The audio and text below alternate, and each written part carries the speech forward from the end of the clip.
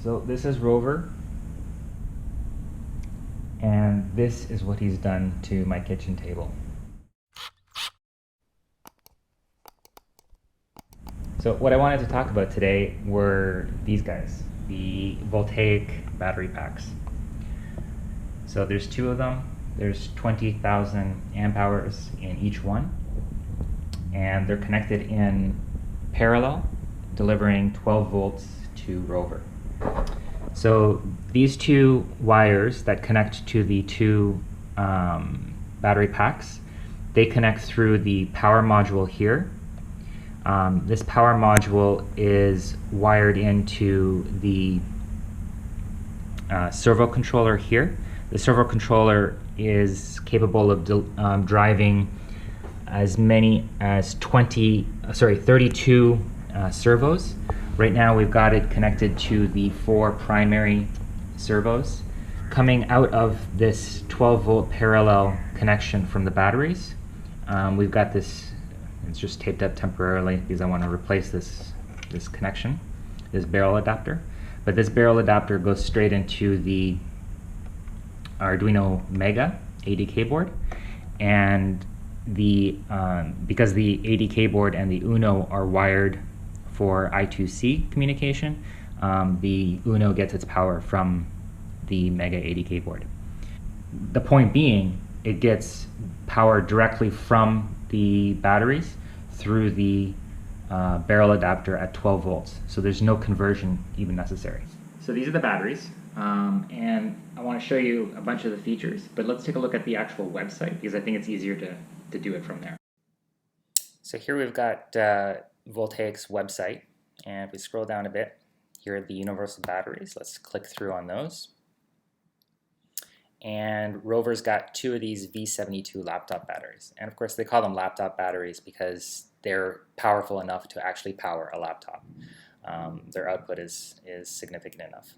They actually offer, I point out this particularly cool feature here. They've got 12, 16, and 19 volt output options, and that was one of the reasons why I originally chose these batteries, was to have basically as high voltage as possible, considering that the motors run at 24 volts. But ultimately, of course, I've decided to run at 12 volts, but that was one of the draws. The other draw were these output and input ports, and that's where the fun really starts.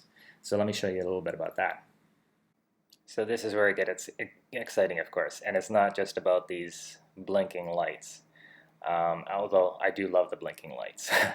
It's what the batteries are actually connected to. So if you follow those lines over, yeah, is that not sweet or what? So ROVer's got 3 panels, and of course I've got to figure out how to actually place them, but that's the main reason for choosing those batteries. So here we're looking at ROVer again, and here are 2 of the 3 panels. I only got 2 arms and 2 hands, so forgive me for not bringing a 3rd panel. But basically the idea is to have them, when they're kind of extended, to have them like positioned like this. So 1, 2, 3. And I've kind of cycled through different ideas about how to create some motion. So for example, one idea is that they would be on rails, and one would slide under the other, so they would somehow stack.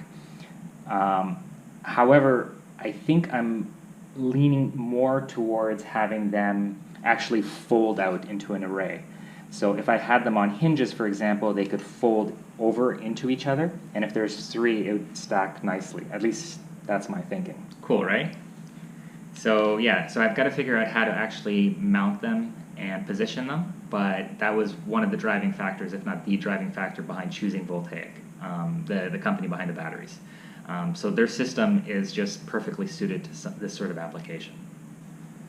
I know, I've got to stay focused, and right now the priority is getting ROVer on his wheels and driving. So that's the focus. I just wanted to do this kind of aside because it's been a subject that I've wanted to talk about for a while now.